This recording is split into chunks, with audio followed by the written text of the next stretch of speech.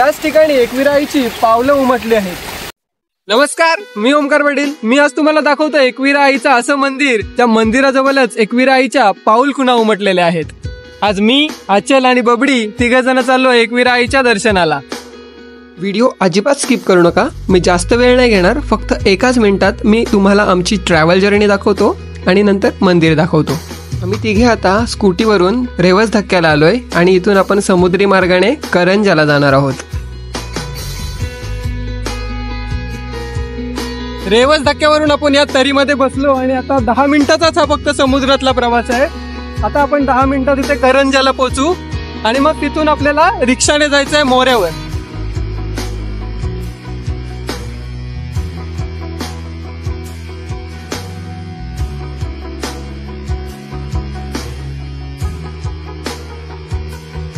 बोटीचा प्रवास आपला करंजाला संपला। तिथून पुढचा प्रवास आम्ही रिक्षाने केला। करंजावरून फक्त 20 मिनिटावर म्हणजेच उरण मोरा येथे आहे हे एकविरा आईचं मंदिर। उरण मोरा मेन रोडला लागूनच एकविरा आईची ही मुख्य कमान आहे। या कमानीपासून फक्त 100 ते 150 मीटर अंतरावर आहे एकविरा आईचं हे मंदिर। मंदिराच्या जवळच एकविरा आईचं छोटंसं पायथा मंदिर आहे, तिथे आधी आपण नमस्कार करूया।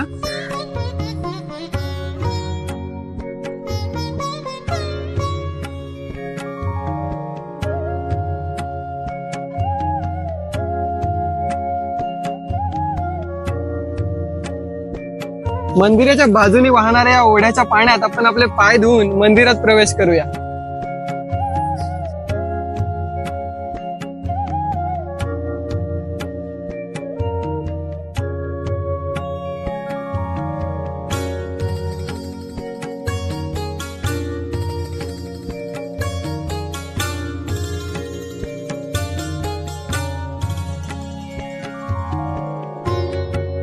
हिरवागार डोंगर, डोंगराच्या वरून वाहणारा हा पाण्याचा झरा, एकंदरीत निसर्गाच्या कुशीत वसलेलं हे पांडवकालीन एकविरा आईचं मंदिर अतिशय सुंदर आहे।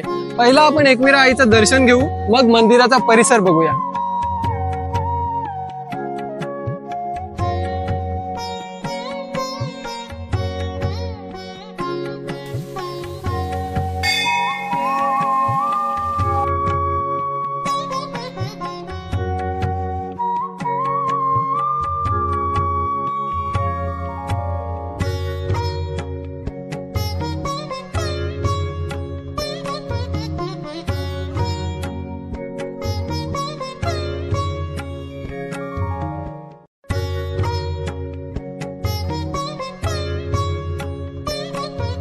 मंदिराच्या बरोबर मध्यभागी भक्तांच्या हाकेला धावणारी आणि नवसाला पावणारी स्वयंभू एकविरा माता विराजमान झालेली आहे। आणि हे मंदिर आहे ना पूर्ण एका दगडामध्ये कोरलेलं आहे। हे तुम्हाला भिंती दिसत आहे, हे मंदिर सुशोभित दिसण्यासाठी सध्या पेंटिंग वगैरे केले आहे, पण हे पूर्ण दगडाच्या कोरीव काम करून तयार केलेलं हे मंदिर आहे। तर या मंदिरात एकविरा आई सोबत आपल्याला तुळशी नदीचं सुद्धा दर्शन करायला मिळतं।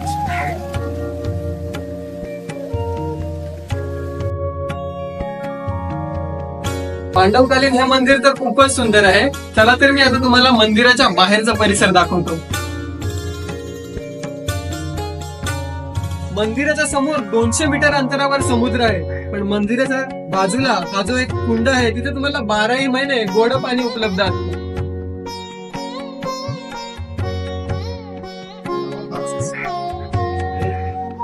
या कुंडाची लांबी रुंदी 18 बाय 18 फूट आहे, म्हणजे हा सरळ 18 फूट असा आहे आणि मंदिराच्या आतमध्ये सुद्धा असा 18 फूट आतमध्ये गेलेला आहे। हे धर्मकोळी जे मंदिरात सकाळ संध्याकाळ देवीची सेवा करत असतात। जरा मंदिराचा इतिहास जाणून घेऊ। हा मंदिर म्हणजे पुराणकाळ एकदम जुना आहे, एकदम म्हणजे पांडवकालीन मंदिर आहे।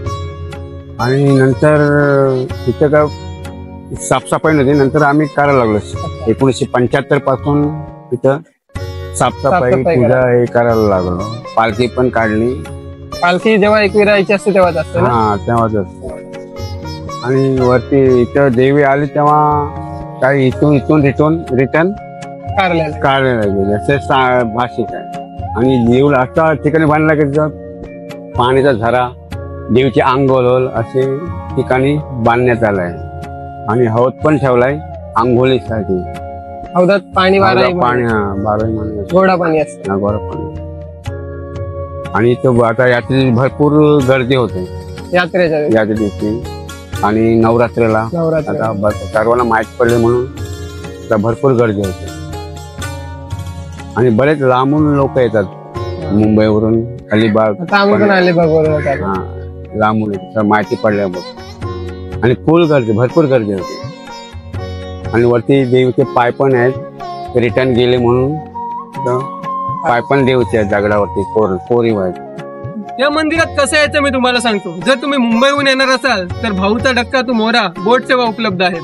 पनवेल साईडून येणार असाल तर पनवेल वरून बसेस उपलब्ध आहेत उरणला येण्यासाठी आणि मग तिसरा रिक्षाने मोरेवर यायचं. आणि जर अलिबाग वरून येणार असाल तर आमच्यासारखं जसं आम्ही रेवल धक्क्यावरून करंजाला आलो बोटीने आणि मग तिथनं रिक्षाने इथं मोऱ्यावर आलो. त्या मंदिराच्या वरून तो जो झरा वाहतोय त्याच ठिकाणी एकविरा आईची पावलं उमटलेली आहेत. तिथे जाण्यासाठी ही समोरून एक वाट गेलेली आहे.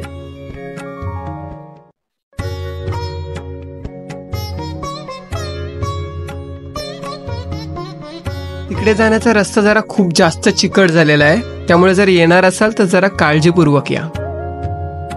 पाऊल फुले उमटली आहेत, तिथे जाण्यासाठी हा रस्ता आहे. पण इथे येण्यासाठी तुम्ही शूज वगैरे घालून या, कारण की पूर्ण ट्रेकिंग करत जाण्यासारखा रस्ता.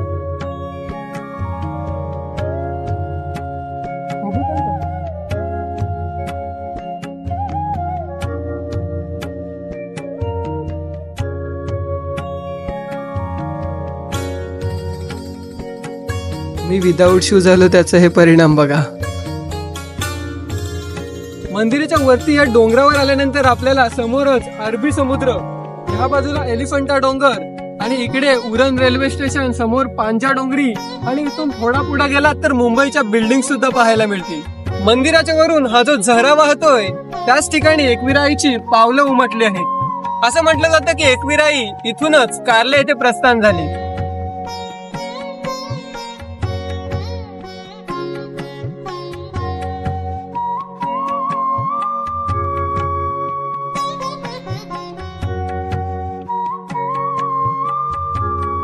तुम्हाला माहितीये का, या एकविरा आईच्या रूपाला संजीवनी देवी म्हणून सुद्धा ओळखलं जातं. त्याचं कारण असं की पूर्वीची लोक असं सांगतात की या डोंगरामध्ये जसं हनुमंतांनी लक्ष्मणाला वाचवण्यासाठी संजीवनी पर्वत आणला होता, तसंच या डोंगरात सुद्धा पूर्वीच्या काळी प्रत्येक आजारावर देवीच्या कृपेने औषधी वनस्पती उपलब्ध होत होत्या. त्याच कारणामुळे या देवीला संजीवनी देवी म्हणून सुद्धा ओळखलं जातं. कसं वाटलं तुम्हाला देवीचं हे मंदिर कमेंटमध्ये नक्की सांगा आणि व्हिडिओला लाईक आणि शेअर करा. आणि चॅनलवरती नवीन असाल तर प्लीज आपल्या चॅनलला सबस्क्राईब करा. तुमचा सपोर्ट दाखवा आणि व्हिडिओ शेवटपर्यंत बघण्यासाठी तुमचे खूप खूप धन्यवाद.